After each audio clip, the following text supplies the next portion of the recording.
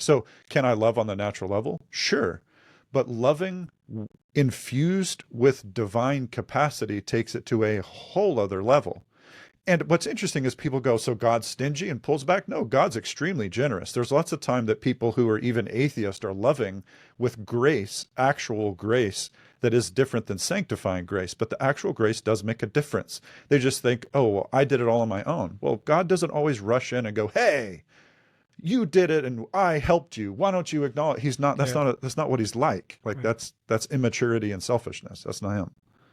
Yeah, and you were talking earlier before we got on about ordinary and extraordinary and natural and supernatural. Why don't you highlight that? Because I think this would be a good place to. Yeah, I think one of the things I was just reflecting on was as we walk with God, we we're walking with God within a reality or a context, and that context is the current culture within which we live. So if you go back 500 years, the enchanted worldview was very present. And so the acknowledgement of divine powers, whether they're, supernatural dynamics, was very normal. It was very common. We don't have that anymore. We've lost an enchanted worldview, whether you like the word enchanted. Okay.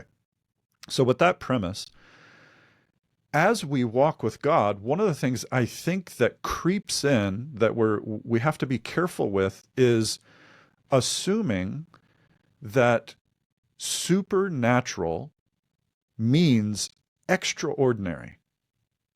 And there's that it's only supernatural if it's extraordinary. In other words, the assumption or belief is that if something ordinary is happening, there's no way it's supernatural because it's not extraordinary. Yeah, And I like to push back on that because if we're not careful, what then happens is the pursuit of extraordinary experiences, extraordinary relationships or dynamics within our relationship with God walking as Christians. Now, does that mean that extraordinary is bad? No, but it is extraordinary. It's not the norm. And the assumption that the ordinary has none of God in it is the lie. yeah, So if I'm walking around and I think if we went back to the time of pick your favorite saint, many of the favorite saints we would have walked right by. We would have probably not really noticed them. maybe Some even of Jesus, them, wow, many people did that, right? right? Many people walked right by him and Yeah, just dismissed him, turned yeah, away from him. yeah. An example being the Eucharist, right? It looks like ordinary bread. That's so good. That's so good. And if I don't see a Eucharistic miracle, then we Yeah, just diminish it. right, It's right, the same Jesus. right. It's the extraordinary is the miracle. Yep, the The Eucharistic miracle. ordinary is every day we receive the Eucharist, Yes, but every day it's supernatural, that's the point. penetrating the natural. Yes, every day it's supernatural. And we go, but I don't see the extraordinary. Therefore, I'm not sure if the supernatural is present.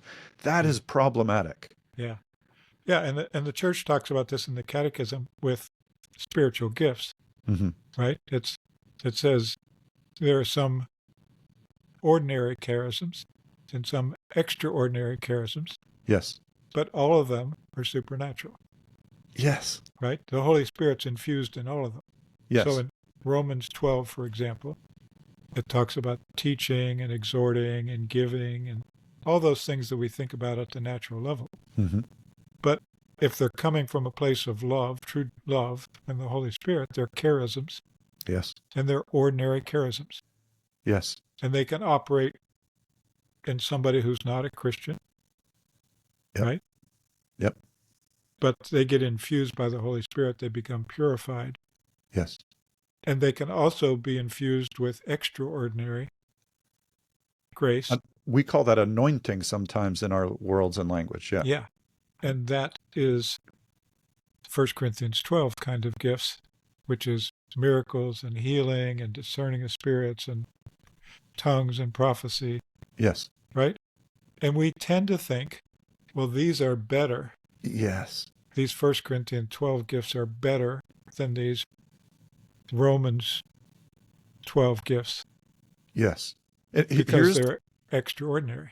yeah, and this is the dilemma is what people think, oh, if they're present, prophecy as an example, then it must mean the presence of the supernatural. And and you know, you could say, well, someone can teach without the presence of God, but someone can't prophesy without the presence of God. And I would say authentically, but they can sure look like it.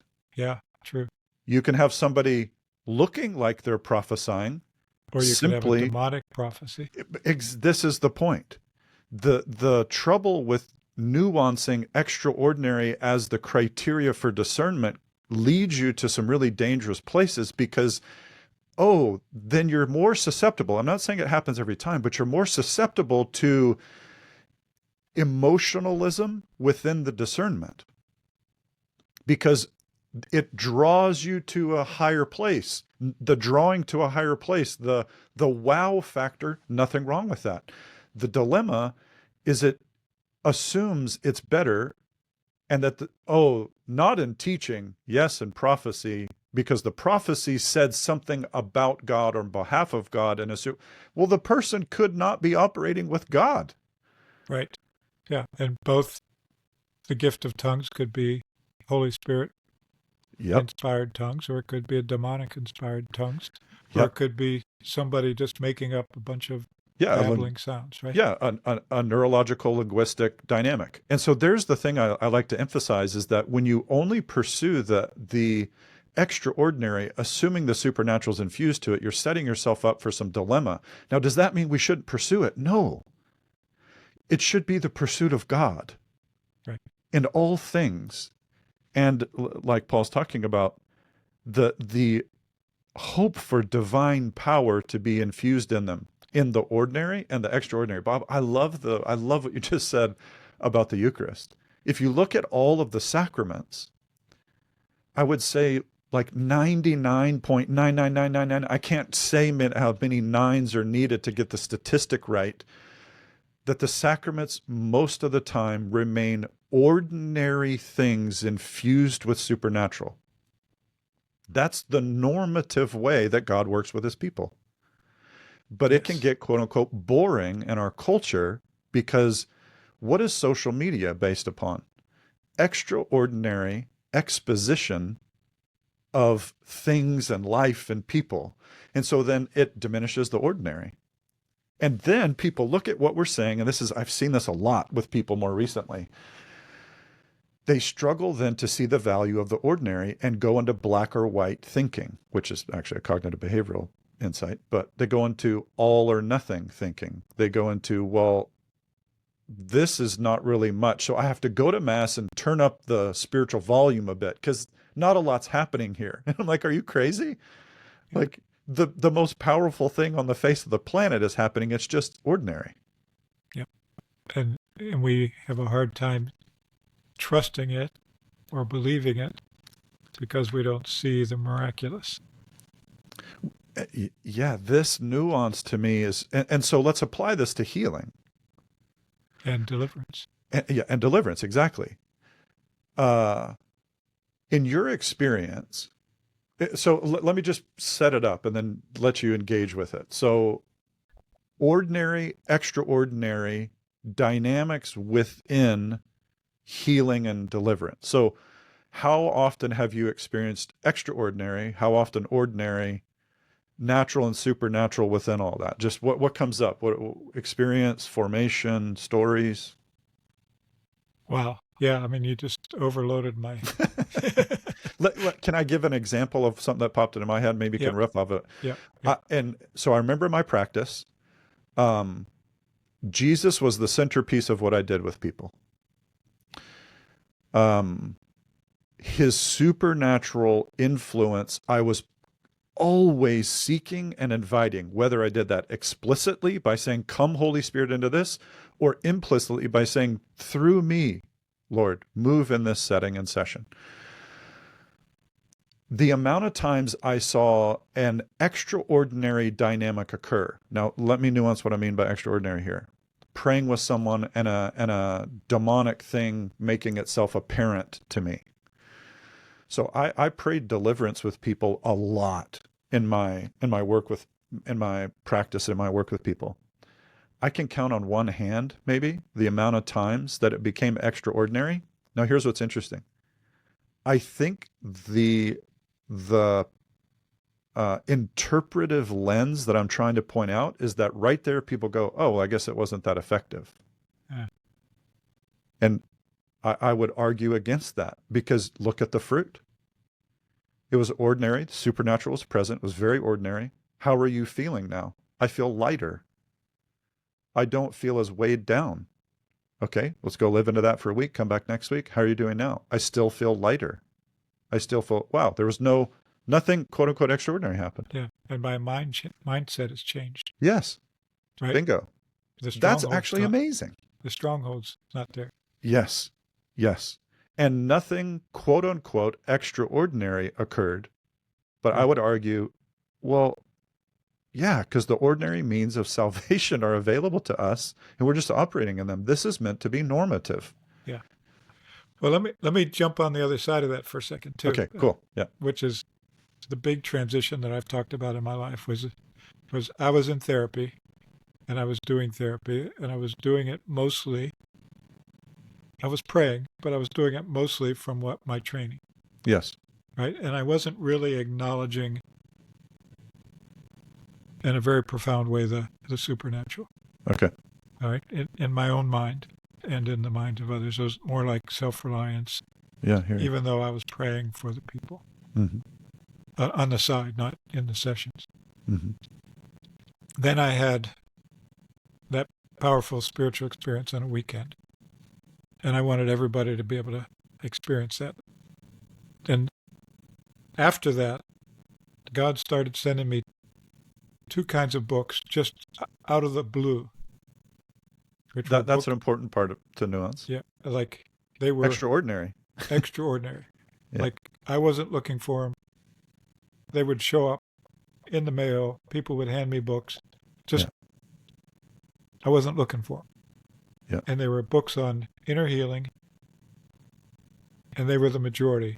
And then I would get these books on deliverance, which I'm not interested in deliverance. I'm interested in inner healing. Yeah. Yeah. Right. So, but I kept noticing, I kept getting them. And so I'm praying about it, and I'm hearing God say, in the Holy Spirit in my heart, say, you can't do one without the other. They're totally interconnected. Well, what I realized at that point was twofold. One was I had kind of bought into the culture's idea. I believed in demons were real, Satan was real, but I kind of believed in, well, it's not really present. It's not really anything that we deal with on, it's like extraordinary. Yep. Right? And I don't really want to deal with that extraordinary. I just want to deal with this ordinary. Yeah. And then the next reaction was fear. Right? Which is like, oh, I'm afraid of this. I'm afraid if I go into this. And then I started having different kinds of spiritual attack. And it was like, yeah, I don't want to get involved with this. It's like fear, pushing it away. Yes. And then all of a sudden there was a shift that took place. Oh, the warfare is the fear. Wow. Right? Again, supernatural to natural. Right? Yes. Is this just an emotion? Or is this infused somehow in the supernatural? Yes. And how do you know the difference? Yes. So what did you do? How did you nuance that? I just began to realize as I'm praying that my fear is what's giving energy to the demonic. So if I'm hearing what you're saying, extraordinary things occurred in your life because it's odd to have random books show up in the mail. Okay, so that's extraordinary. That's not the normal thing. This was before you were an author. People just handing me books that never were before, and they were all on the same subjects. Right. Okay. extraordinary. And then as you sit with it, you're like, huh, now that you're like, and letting it engage with you, you're interacting with this concept of healing and deliverance. And then you realize, oh, wow, I'm actually afraid. I don't want to do this because I'm afraid of what getting into this world will mean. And the linchpin here is, oh, wait a second. The fear is the evil, the supernatural evil coming at you to prevent you from getting into the whole thing. And you're like, hey, wait a second. So the fun part that I'm nuancing, And I'm it noticing felt very ordinary. that, yeah, the supernatural assaulted and leveraged and messed with the natural. Your emotions, natural, supernatural addressing it. So here's a footnote, Bob, and maybe I'm going to distract. So let's remember where we are right now. Well, let me just say one Okay. thing before you do, Okay. which is it started to affect my thoughts, right? Which here's what we're talking about in the scripture. We take captive every thought to make it obedient to Christ. That was the transformation. Rather than run with the thoughts, submitting them to Christ, so like bringing them into the light.